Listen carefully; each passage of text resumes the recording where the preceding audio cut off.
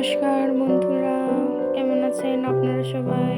দোলন dreams YouTube চ্যানেলে আপনাদের সবাইকে আবার স্বাগত জানাই। তো আজকে সকাল সকাল আমরা সবাই রেডি হয়ে গেছি। আমরা আজকে বেরোবো একটু অযোধ্যার উদ্দেশ্যে। অযোধ্যা রাম মন্দির না, বাঁকুড়ার কাছে একটা গামিত্যা অযোধ্যা বলে জায়গা রয়েছে, সেইখানে সকাল সকাল সব তাড়াতাড়ি একদম রেডি সবাই বাইরে বেরিয়ে গেছে। এই মনু একটা বড় ব্যাগ নিয়েছে, ওর থেকেও বড় ব্যাগটা, তো ওকে বলতেই ও লজ্জা পেয়ে গেছে। আর গাড়িও চলে এসেছে বাড়ির সামনে। সবাই এখন কে কোথায় বসবে সেই নিয়ে ঝামেলা। তো আমরা 8জন যাচ্ছি। তো অবশেষে ঠিক হলো যে কে কোথায় বসবে। তো বৃষ্টি পিছনে এখন বসছে গুলু, ওদের দুজনের মারপিট হবেই আজকে। তারপর গাড়িতে আর জায়গা নেই, তো বৃষ্টির বাবা এখন ঠিক এরকম অবস্থায় বসে রয়েছে। আর গাড়িতে যাওয়া মানেই খাওয়া দাওয়া, আকাশ শুরু করে দিয়েছে খাওয়া, আর গুলু গন্ডগোল। তারপরেই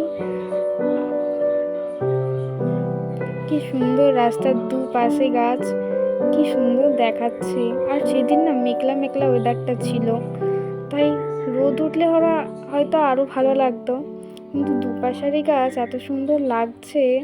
পুরো বাঁকুড়ার দিকে তো আমাকে নিজেকেই মনে হচ্ছে আমি আমার নিজের শহরে চলে এসেছি।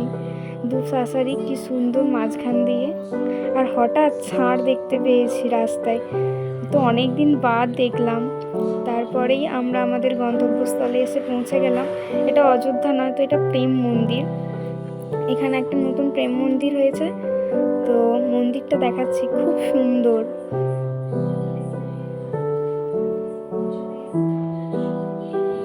এটা হলো মন্দিরের সামনের দিকটা, কি সুন্দর কারুকার্য করা রয়েছে, এত অপরূপ সুন্দর লাগছে বলার নেই।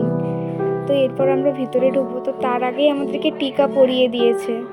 ভিতরের ভিউটা এত সুন্দর, মন্দিরটা কি সুন্দর কারুকার্য চলছে, এখনো কাজ অনেক বাকি আছে, তবুও এত অপরূপ সুন্দর। এই যে আমি উঠছি, বর্ষা, আমার মেজো দেওর, সবাই মিলে এখন যাচ্ছে। তো মন্দিরের দরজাটা না বন্ধ, মানে এখনো খুলেনি, সময় হয়নি, সময়ের পর ঢুকেছি তো বন্ধ হয়ে গেছে দরজা। তো এখানে একটা তুলসী মঞ্চ ছিল, এখানে আমাদের সবাইকে সাঞ্জল দিলাম, সবাই সাঞ্জল খাচ্ছে। আর গুলু একটা চশমা পরেছে, ওকে পুরো একদম নেতাজি নেতাজি লাগছে। আর মনু, সেও সাঞ্জল খেতে ছাড়ছে না। তো এত সুন্দর কারুকার্য করা রয়েছে গোটা মন্দিরটাই, কি অপরূপ সুন্দর হাতের কাজ। আর এমনি তো বাঁকুড়ার মিস্ত্রিদের হাতের কাজ খুব অপরূপ সুন্দর হয়, এটা আমাদের বাঁকুড়ার মিস্ত্রিরাই করেছে, এত সুন্দর করেছে। দেখছেন এখানে বিবাহ বা নানান ধরনের ঠাকুরের সব কথাবার্তা এখানে এঁকে ফুটিয়েছে। তারপরেই মন্দিরের দরজা খুলে দিয়েছে, কি সুন্দর ঠাকুর, রাধাকৃষ্ণ এত সুন্দর লাগছে। আর ভিতরটা কি সুন্দর ভিউ, ঝাড়টা আমার খুব ভালো লেগেছে, সাইডের কারুকার্য কি দারুণ লাগছে। তারপর ঠাকুরের যাক দর্শনটা হয়ে গেল, এরপরেই আমরা বেরিয়ে আসবো।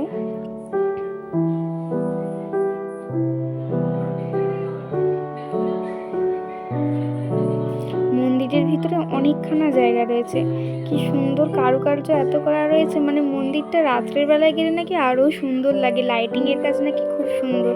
কারণ আমার বা এখানে এসেছিলেন। তারপর একটা শিব ঠাকুর করেছে এত ফুটের। তারপর আমরা খেতে চললাম, এখানে 50 টাকা করে টিকিট কাটতে হয়েছিল পার হেড।